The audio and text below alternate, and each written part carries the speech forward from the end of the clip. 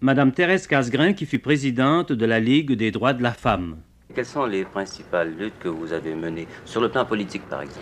Bien, le plan politique, évidemment, il y avait une chose essentielle, c'était d'obtenir pour les femmes de la province de Québec leur droit de suffrage. Elles votaient déjà au fédéral depuis 1918, mais elles n'avaient pas un mot à dire dans les élections provinciales. Et la dernière province qui avait accordé le droit de vote aux femmes était la Nouvelle-Écosse en 1922. Et nous, dans le Québec, nous l'avons obtenu en 1940.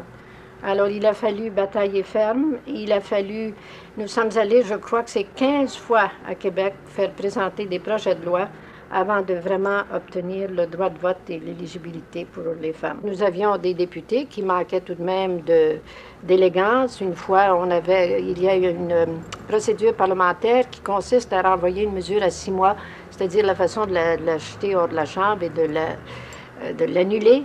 Et alors, un de ces députés s'était pensé bien spirituel en disant que comme c'était une motion présentée par ces dames, qu'il la renvoyait à 9 mois.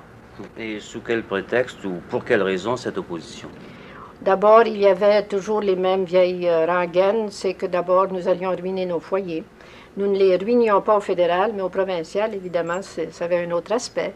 Ensuite, on redoutait peut-être que les femmes soient trop influencées vers la réaction. Pour d'autres, c'était dangereux.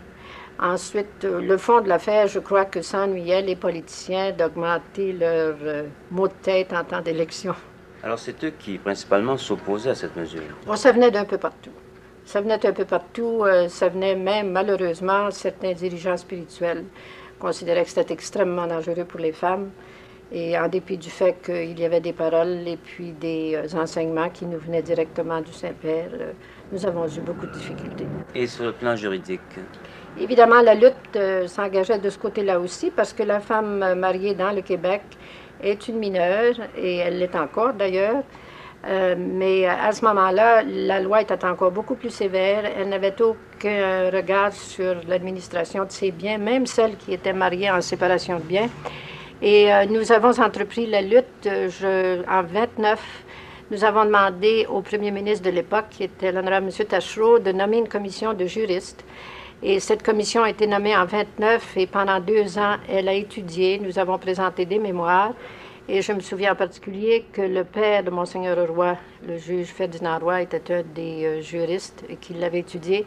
Et plus tard dans la vie, il m'a admis qu'il n'avait pas été assez loin dans ce premier rapport.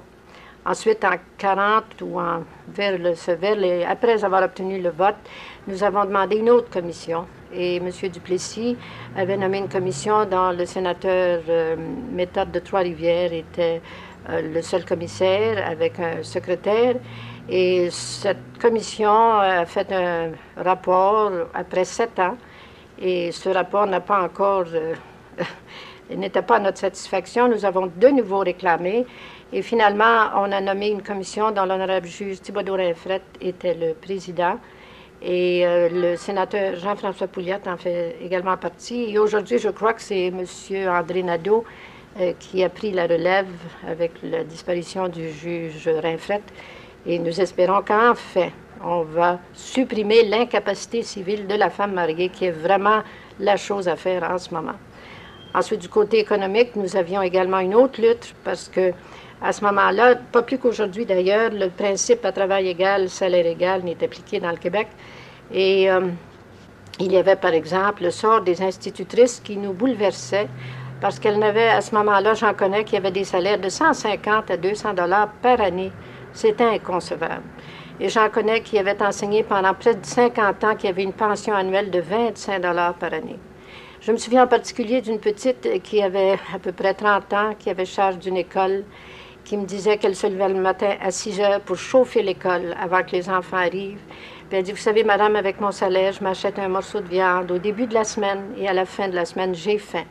Et plus tard, je me suis informée d'elle parce que je l'avais trouvée tellement intelligente, tellement consciencieuse, et on m'a dit qu'elle était morte de tuberculose. Vous avez défendu aussi la cause de l'accès aux professions pour toutes les femmes et à toutes les professions. C'est-à-dire qu'on a dû ouvrir les portes qui étaient fermées à double tour.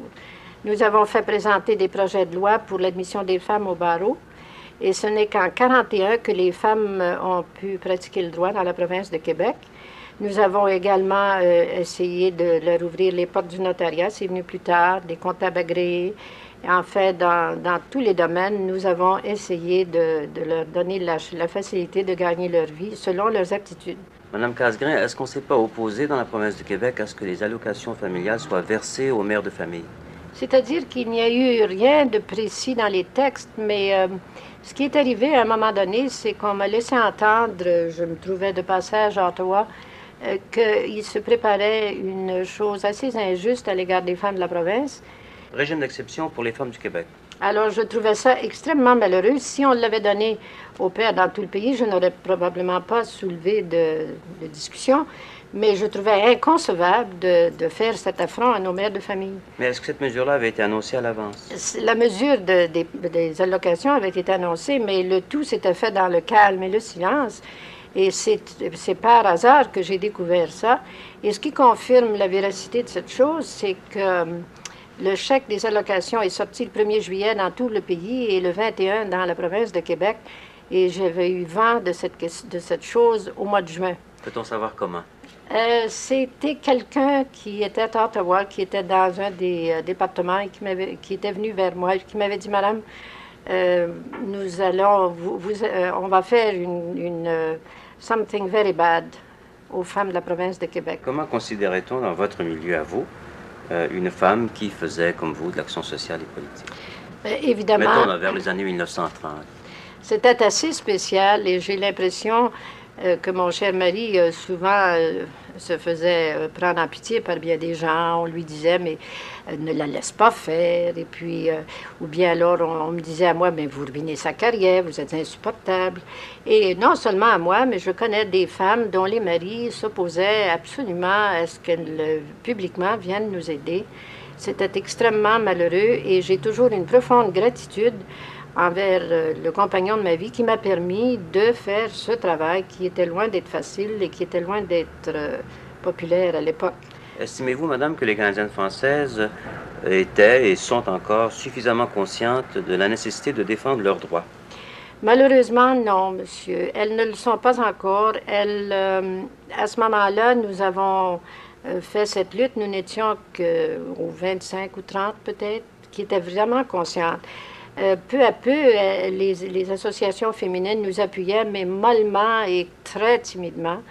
Et ce n'est que, en fait, si vous le considérez vous-même, qu'il y a à peine une dizaine d'années, que c'est accepté que la femme participe d'une façon plus active à la politique, que c'est considéré comme étant une chose maintenant presque à la mode. Évidemment, les succès ont sûrement aidé. Le fait que nous avons une femme qui a été élue, qui est maintenant ministre, ça a donné de la respectabilité à notre travail. Mais ce travail devait être fait et il fallait que nous montions sur les barricades.